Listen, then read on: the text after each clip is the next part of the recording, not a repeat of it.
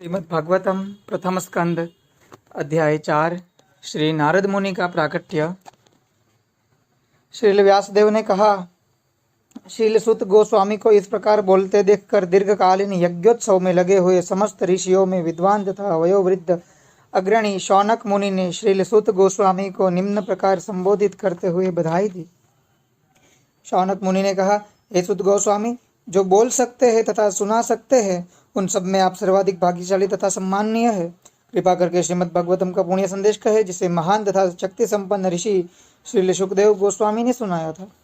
यह कथा सर्वप्रथम किस युग में तथा किस स्थान में प्रारंभ हुई और किस कारण इसे प्रारंभ किया गया, महामुनि कृष्ण द्वैपायन श्रील व्यासदेव ने इस साहित्य को संकलित करने की प्रेरणा कहाँ से प्राप्त थी। उनके पुत्र महान भक्त समदर्शी ब्रह्मवादी थे, जिनका मन सदैव ब्रह्मवाद में केंद्रित रहता था। वे संसारी कर्मों से परे थे, लेकिन प्रकट न होने के कारण वे अज्ञानी जैसे लगते थे। जब श्रील व्यासदेव ने अपने पुत्र के पीछे पीछे जा रहे थे, तो नग्न स्नान कर रही सुंदर तरुणियों ने वस्त्रों से अपने शरीर ढक लिए। यद्यपि श्रील व्यासदेव स्वयं नग्न न थे, लेकिन जब उनका पुत्र वहीं से गुजरा था, तब उन्होंने वैसा नहीं किया था। मुनि ने इसके बारे में पूछा तो तरुणियों ने उत्तर दिया कि उनका पुत्र पवित्र है, और जब वह उनकी ओर देख रहा था तो उसने स्त्री तथा पुरुष में कोई भेद नहीं माना, लेकिन मुनि तो भेद मान रहे थे। कुरु तथा जांगल प्रदेशों में पागल, गूंगे तथा मूढ़ की भांति घूमने के पश्चात जब वे हस्तिनापुर नगर में प्रविष्ट हुए, तो वहां के नागरिकों ने उन्हें कैसे पहचाना। राजा परीक्षित की इस महामुनि से कैसे भेंट हुई, जिसके फलस्वरूप वेदों के इस महान दिव्य सार का वाचन संभव हो सका। वे श्री सुखदेव गोस्वामी किसी गृहस्थ के द्वार पर उतनी ही देर रुकते जितने समय गाय दूही जा सकती है। वे उस घर को पवित्र करने की हेतु ही ऐसा करते थे। कहा जाता है कि महाराज परीक्षित उच्च कोटि के भगवत भक्त थे और उनके जन्म तथा कर्म अत्यंत आश्चर्यजनक थे। कृपया उनके विषय में हमें बताएं।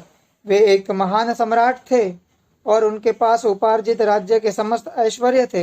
वे इतने श्रेष्ठ थे कि उनसे पांडु वंश की प्रतिष्ठा बढ़ रही थी। तो फिर वे सब कुछ त्याग कर गंगा नदी के तट पर बैठकर क्यों आमरण उपवास करने लगे।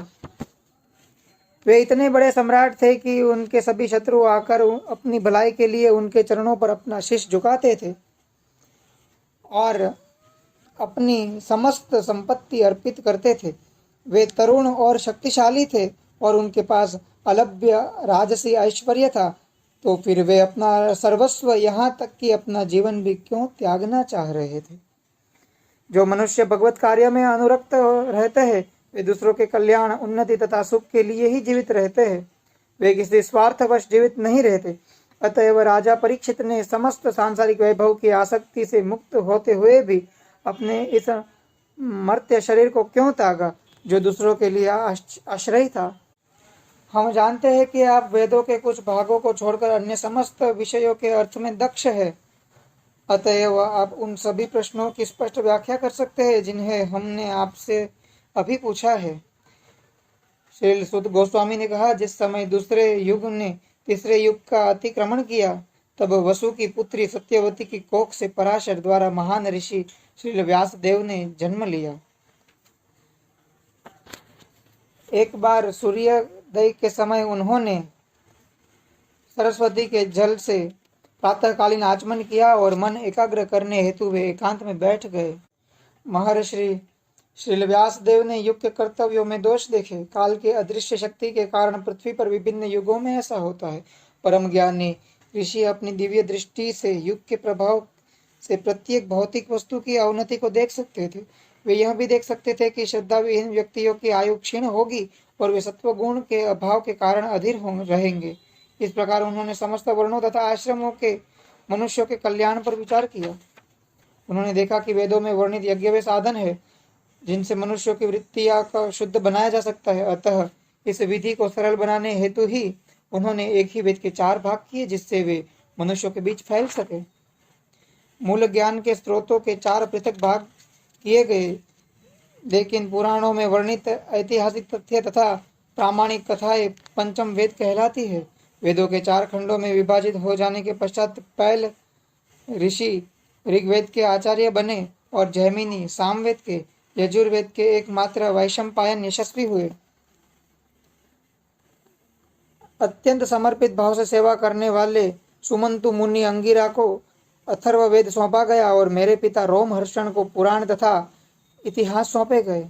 इन सभी विद्वानों ने अपनी पारी में उन्हें सौंपे गए वेदों तथा अपने अनेक शिष्यों, प्रशिष्यों तथा उनके भी शिष्यों को प्रदान किया और इस प्रकार वेदों के अनुयायियों की अपनी अपनी शाखाएं बनी। इस प्रकार अज्ञानी जन समूह पर अत्यंत कृपालु ऋषि श्रील व्यासदेव ने वेदों का संकलन किया, जिससे अल्प बुद्धि वाले मनुष्य भी उनको आत्मसात कर सके।